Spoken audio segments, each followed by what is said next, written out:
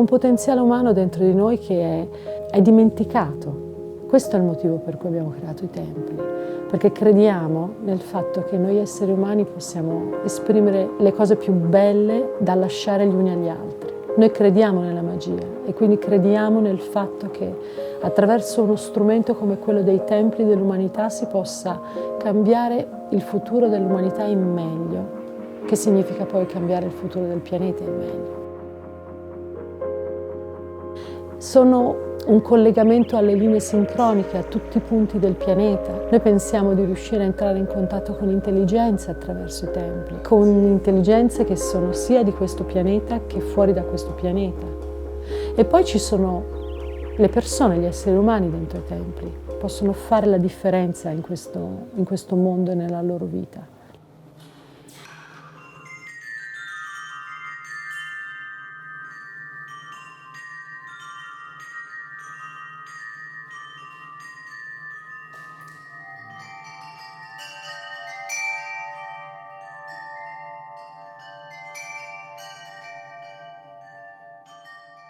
Il Tempio Bosco Sacro è un tempio perché la natura è un tempio. Quel territorio per noi è ancora più sacro perché sta sopra ai templi dell'umanità.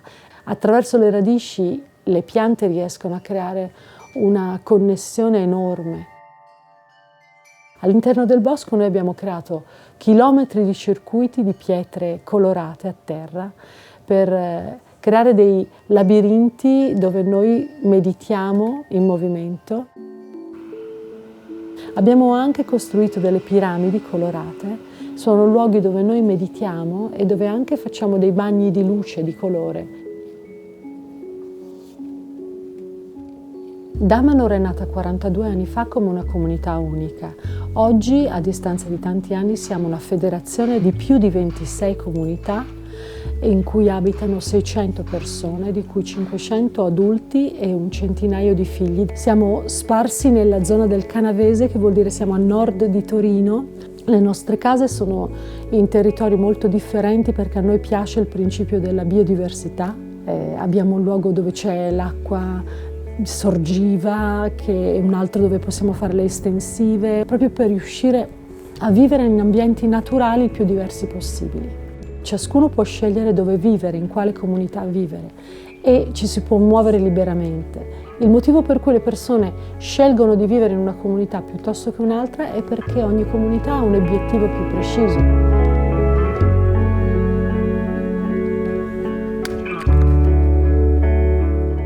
Nelle comunità damanhuriane ciascuno ha un proprio spazio personale, quindi ciascuno di noi vive nella propria camera, però abbiamo dei grandi ambienti comuni, la cucina, la stanza dove mangiamo, abbiamo delle altre stanze dove ci incontriamo, facciamo le nostre riunioni, vediamo la televisione, i bambini giocano.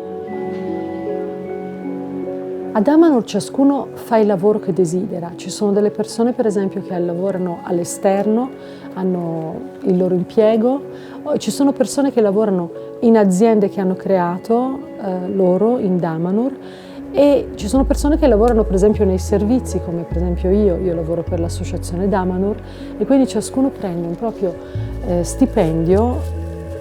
La solidarietà viene espressa in maniera anche pratica e attraverso per esempio dei fondi che aiutano le persone quando hanno bisogno. C'è un fondo per le persone in pensione, poi abbiamo un fondo per l'educazione per sostenere tutti i nostri figli, abbiamo un fondo per le persone malate e poi abbiamo un fondo di maternità per le donne che aspettano dei bambini.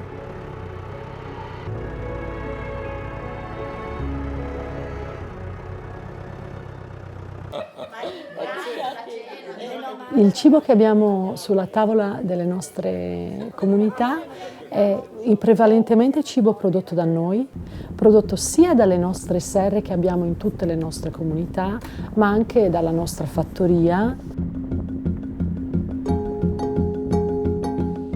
Siamo a Porta della Terra, che è il nucleo, diciamo, agricolo di Damanhur. Produciamo tutte le verdure che si possono coltivare nella zona, quindi dai pomodori, melanzane, peperoni, insalate, radicchi. Poi abbiamo diversi terreni invece a foraggio per animali. Alcuni di questi terreni sono invece coltivati per l'alimentazione umana.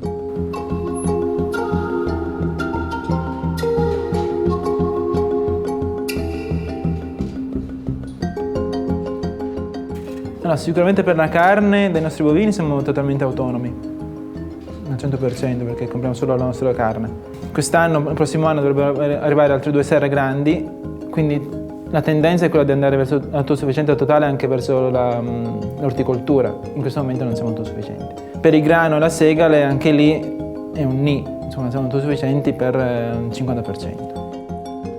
Ed è importantissimo anche riuscire a creare un ambiente dove tutti questi prodotti possono essere scambiati, non solo fra di noi, ma anche con le persone fuori della comunità. In questo senso abbiamo creato per esempio un luogo che si chiama Damanhur Crea, che è aperto a tutti e dove noi stessi possiamo andare a comprare i nostri prodotti, ma non solo, possiamo anche andare in altri laboratori a comprare le cose che ciascuno di noi fa, perché a Damanhur c'è dal parrucchiere al medico a tantissime cose.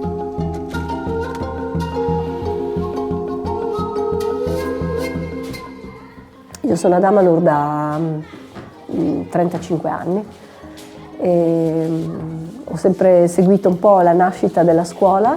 Noi concepiamo l'educazione del bambino non solo come istruzione perché sia preparato per conoscere le cose, ma anche uno sviluppo di parti che solitamente vengono trascurate, quindi tutta la parte della sensibilità, la parte di aspetti non materiali della realtà, e loro sono formati per riuscire a vivere in gruppo.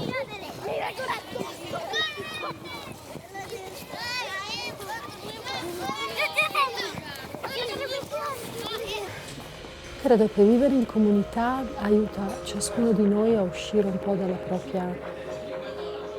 dal proprio individualismo in senso negativo. Insegna a volersi bene, insegna anche a voler bene a persone molto diverse da noi. È possibile creare un mondo migliore, è possibile creare un mondo che è basato su dei valori veri, insieme agli altri. Tu quando vivi in comunità, tu sai che ci sono gli altri e che qualsiasi cosa succeda, tu ti puoi fidare che qualcuno ti dà una mano. Noi diciamo che Damanhur non esiste, noi non viviamo a Damanhur per sostenere solo Damanhur, ma perché Damanhur sostiene le persone.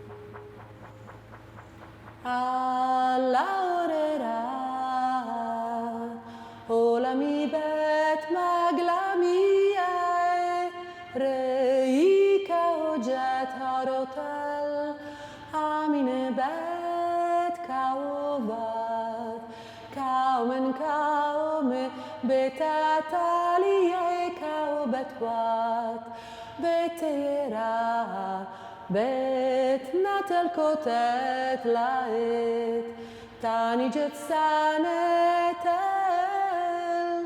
bet lami bet ipial bet lami bet